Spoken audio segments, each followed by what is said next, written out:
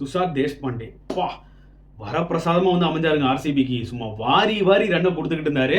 ரொம்பவே ஒரு டிசப்பாயிண்டிங்கான ஒரு ஸ்பெல் தான் சொல்ல முடியும். எஸ், தீபக் சாரும் கொஞ்சம் முக்கியம் தான் போட்டார். பட் அட்லீஸ்ட் அவர் வந்து பார்த்தீங்கன்னா மேக்ஸிமம் விக்கெட் எடுத்தார். அதனால தப்பிச்சிட்டாருன்னு வச்சுக்கோங்க. பட் தேஷ்பாண்டேயோட போலிங் ஸ்பெல் நிஜமாவே வந்து பார்த்தீங்கன்னா ரொம்ப ஹாரிபிளாக இருந்தது. ஆப்வியஸ்லி நான் என்ன நினச்சேன்னா ஷர்துல் தாக்கரை வச்சு தான் ஸ்டார்ட் பண்ணுவாங்கன்னு. பட் இது டிபிக்கல் சிஎஸ்கே விஷயம். என்னன்னு பார்த்தீங்கன்னா போன சீசனில் அவர் 24 விக்கெட்ஸ் எடுத்தார். அந்த வகையில் அவருக்கு ஒரு ஆப்பர்ச்சுனிட்டி கொடுத்தாங்க.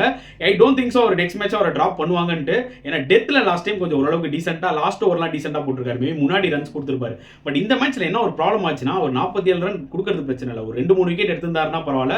பட் கம்ப்ளீட்லி வந்து பார்த்தீங்கன்னா அவர் வந்து சொதப்பிட்டாருன்னு தான் சொல்ல முடியும். ஒரு ஓவரில் 25 ரன் லிட்டரலி மொமெண்டமே எங்கேயோ போயிடுச்சு ஆர்சிபிக்கு. 150 160 வரும்னு நினச்சா இவர்னாலே ஆக்சுவலாக 173 வந்துச்சு. ஹோப்ஃபுல்லி துஷார் தேஷ்பாண்டே வந்து பார்த்தீங்கன்னா கிடைக்கிற சான்ஸை கரெக்டாக யூஸ் பண்ணணும். இல்லைனா சிஎஸ்கேக்கு இவர் ஒரு மிகப்பெரிய நெகட்டிவாக அமைவாருன்றது தான் இந்த சீசனில் எனக்கு தோணுது. உங்களுக்கு என்ன தோணுதுன்றதை கமெண்ட் செக்ஷனில் போடுங்க.